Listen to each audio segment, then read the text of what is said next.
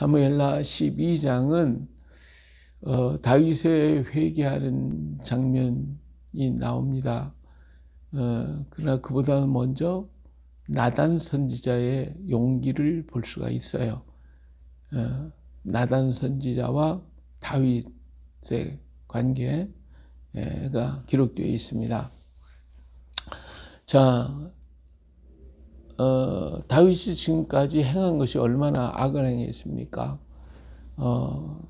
우리아의 아내를 범했고, 이것이 들통이 날까봐 임신했다는 것을 감추기 위해서 우리아를 요압을 시켜서 암몬 자손의 손에 죽게 만들었고, 그리고 그 아내를 데려다가 우리아의 아내를 데려다가 자기 아내를 삼았습니다. 이런 악을 아무도 모르는 것 같지만 하나님은 아셨고, 그리고 요압도 알고 있습니다.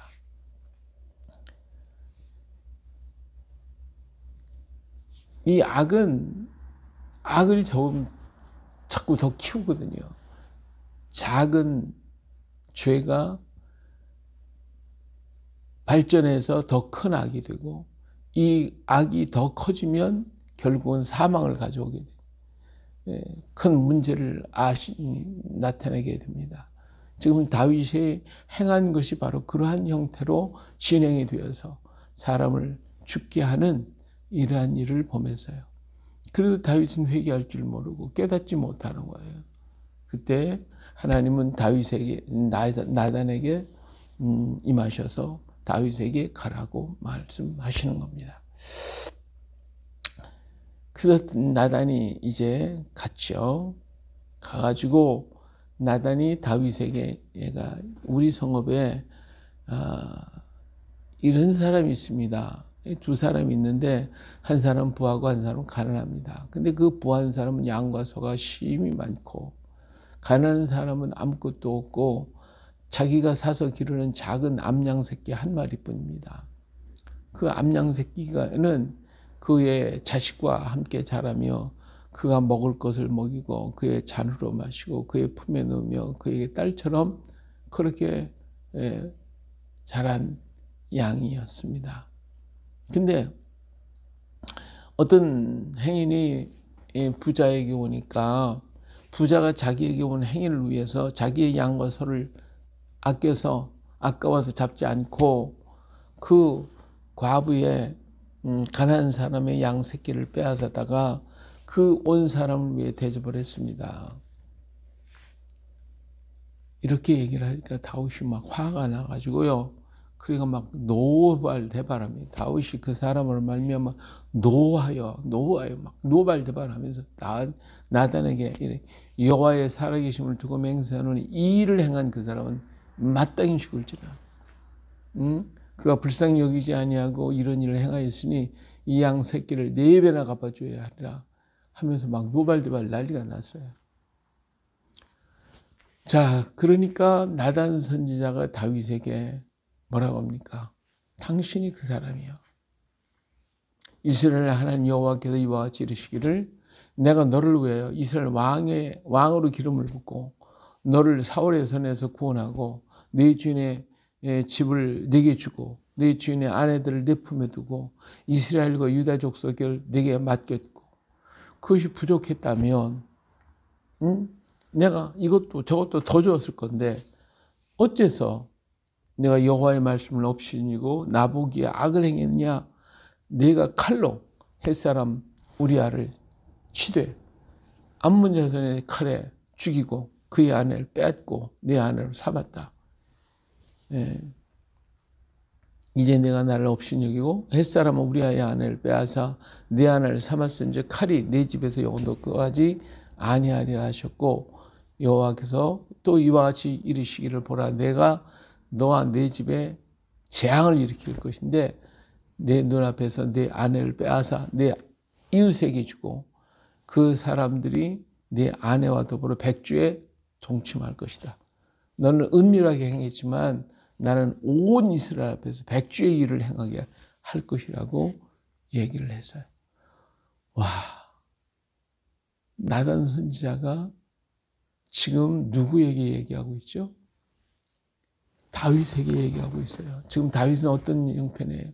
다윗은요, 지금 권세가 아주 막강한 거예요. 지금 누구도 이 다윗의 권세를 꺾을 수가 없어요. 정말 그의 세력은 유브라데 강까지 그리고 애굽의 변방까지 다 이뤘고 동서남북을 방문하고 그의 세력과 그의 명성은 아주 강합니다. 그의 신하들과 모든 사람 다윗을 위해 충성을 다하고 생명을 바쳐 일하고 있습니다. 그런 지금 권세가 막 하늘까지 높은 그 막강한 다윗에게 당신이 그 사람이야 하고 가서 외칠 이 나단의 용기, 그는 정말 막강한 권력 앞에 부딪히면서 당신이 그 사람이야 하고 가서 외쳤단 말이에요. 과연 이것이 가능할까? 누가 이렇게 말하겠어요? 이 사실을 궁궐 안에 있는 수없이 많은 사람이 다 봤을 거란 말이에요. 그런데도 불구하고 아무도 대답 물어보는 사람, 이거에 대해서 항의하는 사람이 없어요. 예. 근데 나단 선지자는 자기 생명을 걸고 가서 외쳐요. 가서 외쳤어요. 여기에서 다윗이 이럴 수가 있어요. 네가 나를 없인 여겨? 무슨 소리를 하고 있어? 하면 나단 선지자는 그 자리에서 죽습니다. 정말 그 다윗을 아무리 깨우친다 할지라도 다윗 자신이 깨닫지 못한다면 그는 그 자리에서 나단 선지를 죽일 것이고, 그리고 노가 분별해가지고 이리저리 뛰고 난리가 났을 거예요. 그런데 다윗은 나단 선지의 말을 듣고 그 자리에 콱 굴복합니다. 굴복해서 뭐라 그래요? 13절에 다윗이 나단에게 이르되 내가 여호와께 죄를 범하였노라 하면서 그 앞에 엎드리는 거예요. 예? 그래서 나단은 자기 집으로 무사히 돌아가요. 편안하게 돌아가요. 자, 오늘날 왕의 앞에 가서 네가 잘못했다, 이건 잘못된 거다 하고 생명 걸고 말할 수 있는, 오늘날에도 그렇게 말할 수 있는 사람이 과연 누가 있겠냐 그거죠. 그런 용기 있는 나단 선지자가 오늘 이 땅에 얼마나 있을까? 아무도 없는 것 같아요. 그와 더불어 함께 왕의 권력이 크고 강하면 강할수록 그와 더불어 동참하고 그와 함께 그 악을 범하고 함께 악을 저지를 사람은 많이 있어요. 그러나 그에게 잘못했다라고 말할 수 있는 나단 같은 선지자, 신약에서는 세례요한 같은 그런 선지자, 헤롯 왕한테 가서 네가 잘못했다고 외쳤던, 그것 때문에 죽었잖아요, 세례요한. 예, 그럴 수 있는 사람이 오늘 있겠는가라고 하는 것이고요. 그뿐만 아니라 이 나단 선지자는 자기 생명을 걸고 가서 하나님의 명령을 전했고 아닌 것은 아니다라고 분명하게 깨우쳐줬다는 사실입니다. 오늘 권력 있고 힘 있는 사람들이 아무리 잘못해도 그 잘못을 지적하고 깨닫게 만들어줄 수 있는 사람은 이 땅에 아무도 없다는 사실이에요. 뿐만 아니라 그와 더불어 함께 그 악을 같이 저지르면서 함께 동참하고 함께 걸어가며 함께 도와가는 사람은 무수하게 많이 있다라고 하는 사실입니다. 나단은 진짜 선지자였습니다. 오늘 우리에게도 이런 선지자가 필요합니다. 뿐만 아니라 여기도 또 위대한 사람이 있어요. 누구지요? 다윗이지요. 다윗은 이런 책망을 들을 때에 그는 하나님 앞에 와서 엎드렸어요. 내가 하나님께 범죄했다. 그리고 그는 이 말을 듣고 아이가 아파서 앓는 그 즉시 그는 그 자리에 땅에 엎드려 금식을 하고 밤새도록 땅에 엎드려 있어요. 그 곁에서 아무리 그를 일으키려고 해도 듣지 않습니다. 밤이 맞도록 계속해서 금식하고 7일 동안 금식을 하면서 하나님 앞에 자기 죄를 고백해요. 이 죄의 고백에 대해서는 시편 51편에 얼마나 뜨거운 눈물로 기도하고 부르짖고 자기 눈이 쇠하여 눈물이 그냥 샘의 근원이 되도록 울고 통곡하고 부르짖는 다윗의 그 슬픔을 우리는 여기서 볼 수가 있어요. 이처럼 다윗은 철저하게 하나님 앞에 자기의 죄를 회개하고 자복하고 그리고 엎드려서 부르짖었던 다윗의 모습을 여기서 만나볼 수가 있습니다. 다윗의 위대함은 그가 그런 권력과 능력과 힘이 많이 있을지라도 하나님의 말씀이 외쳐질 때에 그가 누구였든 간에 그 소리가 외쳐지는 그 순간 그는 그 자리에 굴복했다는 사실입니다. 하나님 앞에 굴복한 거지 사람 앞에 굴복한 것은 결코 아닙니다. 하나님의 말씀이 나단 선지에게 전해졌지만 만약에 다른 사람 와서 전했다 할지라도 다윗은 그 자리에 굴복했을 것이에요. 왜? 하나님의 말씀이니까. 하나님의 뜻이니까. 지금까지 다윗은 그의 모든 생애 속에서 다윗은 하나님 앞에 무릎을 꿇었어요. 하나님께 물어봤어요. 하나님의 뜻을 깨달았어요. 하나님의 섭리를 늘 생각했어요. 그런데 그는 이렇게 하지 말아야 할 그런 잘못을 저질러 큰 죄를 범하고 말았어요. 이 죄를로 인하여 그는 무너졌지만은 그는 그 자리에서 머물러 있지 아니하고 거기서 일어났어요. 일어나서 하나님 앞에 기도하고 회개하고 돌이켰어요. 하나님은 바로 다윗의 이 점을 더 귀히 여긴 것입니다. 우리 인생은 살아가다 보면 육신의 무게 때문에 넘어지기도 하고 쓰러지기도 하고 잘못하기도 하고 악을 행하기도 하고 그게 우리 인생의 길이에요. 그걸 하나님 다 알고 계셔요. 그러나 그 길에 머물러 있으면 안 되는 거예요. 깨달았을 때는 빨리 나와야 되는 거예요. 그 빨리 나올 수 있는 용기가 필요한 거예요. 근데 이걸 끊지 못하면 죄는 또 죄를 낳고 죄가 장성하면서 사망을 가져오는데 그 길로 계속 달려가면서도 돌이키질 못하는 거예요.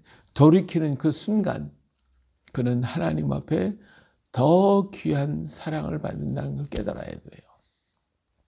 그런데도 많은 사람들이 그거를 깨닫지 않고 돌이키지 아니하고 변명하고 또 변명하고 죄의 죄를 낳고 또 죄가 죄를 낳고 악을 더 행하는 그러한 역사를 이루어 간다 그 말이에요.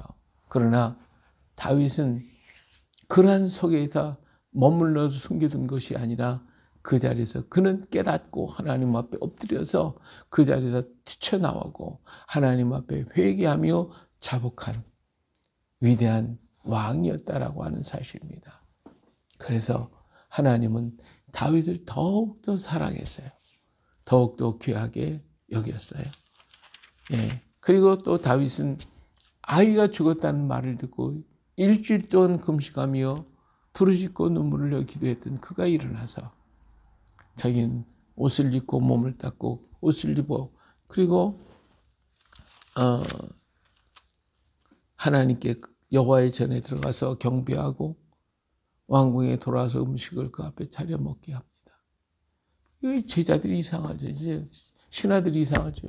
아니 아이가 아팠을 때에는 그렇게 괴로워하시고 아파하시더니 아이가 죽었다고 그러니까 아니 어떻게 그렇게 하십니까? 하도 이상해서 물어봐요. 그러더니 이렇게 얘기해요. 22절 이르되 아이가 살았을 때는 내가 금식하고 온 것은 혹시 여호와께서 나를 불쌍히 여기사 아이를 살려주실까 누가 알까 생각함이거니와 지금은 죽었으니 내가 어찌 금식하랴. 내가 다시 돌아오게 할 수 있느냐. 나는 그에게로 가려니와 그는 내게로 돌아오지 아니하리라 하니라. 예, 얼마나 위대합니까? 하나님의 결정에 대해서 그는 갔다부터 하지 않아요.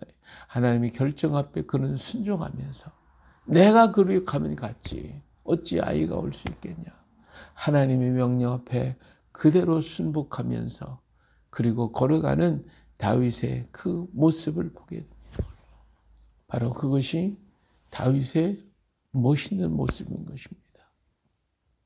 그렇기 때문에 그 다윗의 그 진솔하고 신실하신 그 믿음 때문에 하나님은 밧세바를 통하여 그에게 솔로몬이라고 하는 솔로몬을 낳게 만들었고 그 이름을 여디디아라, 하나님께 사랑을 입었다라고 하는 여디디아라고 하는 이름을 갖는 그러한 이름을 붙여주게 됐어요. 이 하나님의 사랑의 증표였고 사랑의 선물이었음을 볼 수가 있어요. 자, 이처럼 나단 선지자의 용기가 있었기 때문에 다윗은 죄악에서 구원받을 수가 있었고 그의 부르심과 동함이 하나님 앞에 상들리어서 그래서 하나님은 그를 또 위로하시고 그를 사랑하시고 받아주시는 것을 볼 수가 있습니다. 그러나 그의 행한 일들 때문에 그의 가정에는 하나님께서 말씀하셨던 재앙들이 그대로 이루어지는 것을 보게 될 때에 죄악의 두려움을 우리는 볼 수가 있습니다. 자, 마지막으로 요압은 암몬을 치고 그리고 난 다음에 왕을 불러서 마지막 전투에 참여하도록 하죠. 왜? 내가 그 성을 점령하면 요압의 이름이 높아갈 거니까 왕이 오셔서 마지막을 장식하시면 그러면 왕의 이름이 높아질 것입니다.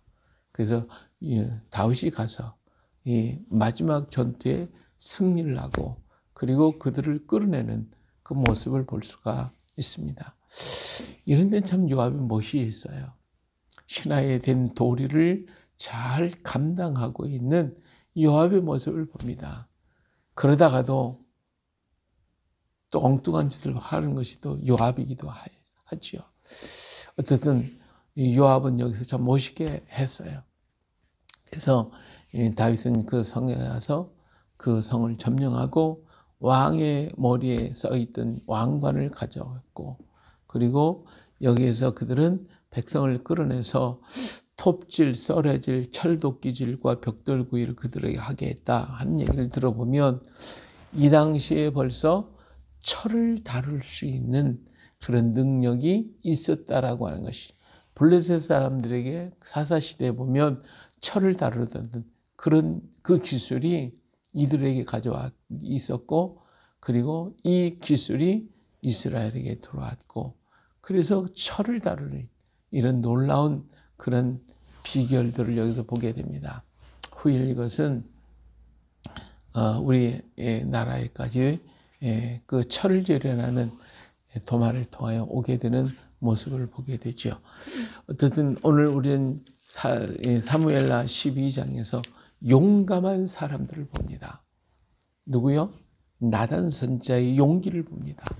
그리고 그의 말을 듣고 회개하는 다윗의 용기를 봅니다. 정말 멋있는 용기를 봅니다. 그리고 거기에 정말 세밀하게 살펴가시는 하나님의 손길을 우리는 봅니다. 그래요. 이런 모든 사람들의 멋진 모습들 그리고 요압의 그 아름다움을 또 여기서 만나보게 되죠. 여러 모양으로 다가오는 많은 일들 속에서 하나님의 섭리 앞에 순종하고 따라가는 아름다운 사람들의 모습을 통해서 오늘 우리를 다시 한번 돌아봤으면 합니다. 오늘도 주님과 함께 주의 음성에 귀를 기울이고 주님과 더불어 걸어가는 오늘 우리가 되어주시기를 예수님의 이름으로 축복합니다. 할렐루야. 은혜로우신 아버지 하나님, 오늘도 저희들을 축복하사 인도해 주심을 감사드립니다. 다윗의 범죄를 끊어버린 나단의 용기, 그리고 그의 앞에 굴복하며 회개하는 다윗의 용기, 그리고 성을 공격하고 나서도 자기 이름으로 말미암지 않고 왕의 이름을 이루기 위해서 왕을 초청하는 요압의 모습을 우리는 봅니다.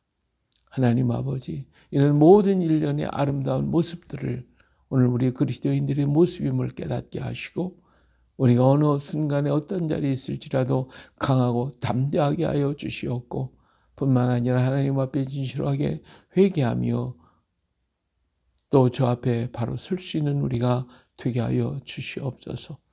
하나님의 뜻을 따라서 순종하여 주님의 마음에 합당한 우리가 되게 하옵소서. 아버지 하나님, 우리는 육신의 연약함으로 인하여 넘어질 때도 많고 쓰러질 때도 많고 죄악의 길에 허멸 때도 많습니다. 그럴 때마다 오늘 우리는 주의 음성에 귀를 기울이게 하시고 온전히 떨쳐버리고 그 자리에서 나와서 주님 앞에 굴복하고 회개할 수 있는 마음, 그리고 아버지 하나님 그 모든 것을 씻어서 정하게 할 수 있는 저희가 되게 하여 주시고, 그럴 때마다 주님 우리들을 받아주시고 우리를 권고하시고 우리를 축복하여 주시기를 기도하고 원합니다.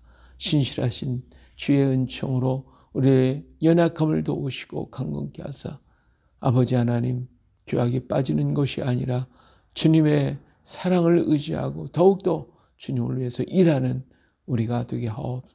오늘도 연결된 모든 사랑 형제와 자매들이 이 말씀대로 순종하며 살게 하시고 이 땅에 주의 평강과 은혜가 넘쳐나게 하여 주옵소서. 오늘도 하나님 이 폐렴으로 인하여, 그리고 아버지 하나님 백신으로 인하여 여러 모양으로 마음을 두렵게 하고 부작용과 많은 질병으로 고통당하고 하나님이여 어려움 속에 처하고 있는 사랑하는 형제와 자매들, 우리 선교사님들, 아버지 하나님 얼마나 많은지 모릅니다. 아버지 하나님께서 기억하옵시고 저들을 찾아가 주시고 저들을 위로하시고 저들을 축복하여 주시고 치유하여 주시어서 강건케 하시고 새롭게 하시며 수없이 다가오는 흉악의 혈박들, 악한 사상들을 막아주시고 이 땅의 주의 백성들이 하나님의 말씀에 귀를 기울이고 주 앞에 서서 이 모든 흉악한 물결들을 이겨나갈 수 있는 그런 은혜를 우리에게 부어주시옵소서. 오늘도 우리가 행하는 걸음마다 나아가는 길들마다 주님 역사하시고 주의 뜻을 전하며 증거하고 드러내는 우리가 되게 하옵소서. 오늘도 우리와 함께 하심을 감사하며 거룩하신 예수님의 이름으로 기도합니다. 아멘.